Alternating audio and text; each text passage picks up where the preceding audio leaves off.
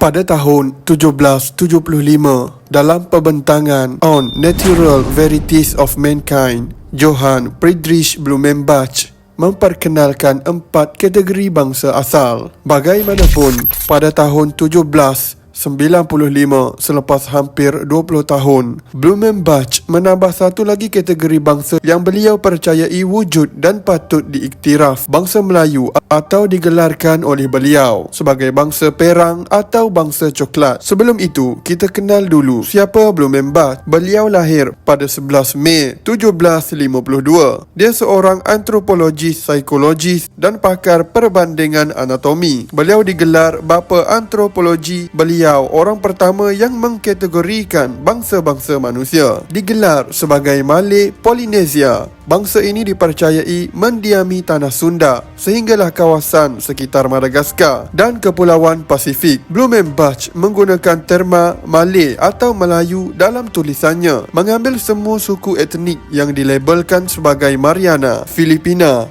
Maluku, Sunda, Indochina, termasuklah suku-suku di Kepulauan Pasifik seperti etnik Tahiti sebagai bangsa Melayu. Tindakan Blumenbach memperkenalkan 5 kategori bangsa menukar model teori 4 bangsa yang diperkenalkan sebelum itu, yang sebenarnya diambil daripada idea gurunya, seorang pengkaji tamadun manusia dari Sweden. Blumenbach sendiri dalam komennya berpendapat model bangsa yang diperkenalkan oleh gurunya perlu ditambah baik, tidak lagi perlu bergantung kepada bukti geografi semata-mata, tetapi kepada sistem hierarki yang beliau percaya lebih tepat. Jadi, pengenalan bangsa Malayan merupakan satu tindakan yang lebih tepat mencerminkan bangsa-bangsa asal di seluruh dunia. Namun, cadangan Blumenbach ditolak oleh majoriti pengkaji manusia yang berpendapat Melayu tidak sepatutnya dilihat sebagai salah satu bangsa utama dan hanya patut dianggap sebagai satu etnik. Atas itulah sehingga kini, bila menyebut tentang bangsa asal dalam kajian yang dijalankan,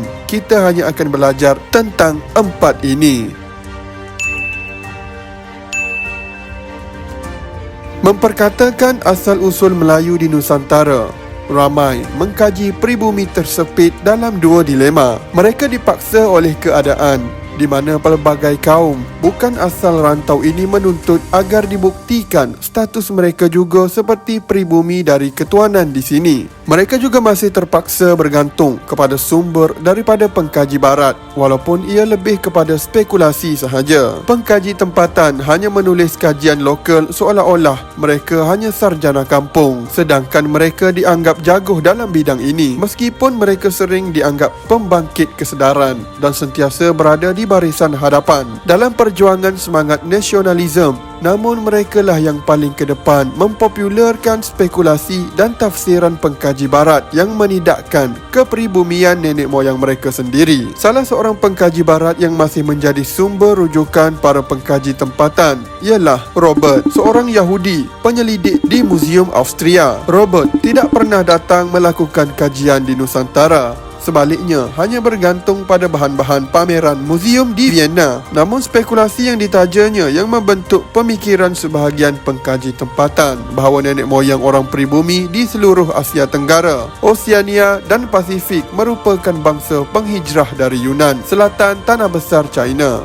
Beliaulah yang membentuk pemikiran para intelek tempatan bahawa orang pribumi di Asia Tenggara itu ialah kaum penghijrah pertama terdiri daripada nenek moyang orang asli yang berlaku kira-kira 2500 tahun dahulu. Beliau memberikan nama kumpulan etnik yang menurutnya penghijrah awal itu sebagai Melayu Proto. Nenek moyang kumpulan etnik tersebut termasuk orang Seman atau Negrito, Temiar, Jakun, Sakai dan beberapa kelompok lagi. Bukti yang digunakannya ialah penemuan alat-alat batu. Melayu Proto itu juga nenek moyang orang Mon, Khmer dan beberapa kumpulan etnik lain di Thailand, Kemboja, Laos dan Burma. Kaum penghijrah kedua pula adalah terdiri daripada nenek moyang orang Melayu. Mereka berhijrah ke Asia Tenggara kira-kira 1500 tahun dahulu. Tanah asal orang Melayu Deutero itu adalah sebuah tempat bernama Dongsong dalam wilayah Yunan di selatan China. Bukti teori ini adalah penemuan bahan logam gangsa dalam bentuk gendang dan kapak di Asia Tenggara yang mempunyai ciri-ciri sama dengan di Dongsong. Beliau menamakan teori ini sebagai teori persamaan ciri-ciri Dongsong kerana wujudnya persamaan ciri-ciri dari segi bahan dan motif pada penemuan di Asia Tenggara dengan di Dongsong. Oleh kerana bahan gangsa seperti itu banyak dihasilkan oleh masyarakat di Dongsong, maka pastilah dengan sendirinya bahan tersebut berasal dari sana. Bahan logam gangsa itu muncul di Asia Tenggara kerana dibawa oleh para penghijrah dari wilayah Yunan itu, dan para pembawa bahan logam itulah yang menjadi nenek moyang penutur bahasa Austronesia, merangkap nenek moyang orang Melayu. Kelompok Melayu Deutero mendiami kawasan lembah sungai yang subur dengan mengusir kelompok Melayu Proto berhijrah ke sini lebih awal ke kawasan hutan rimba, bahagian pedalaman dan bergunung ganang. Begitulah sejarah asal-usul nenek moyang orang Melayu seperti dispekulasikan oleh Robert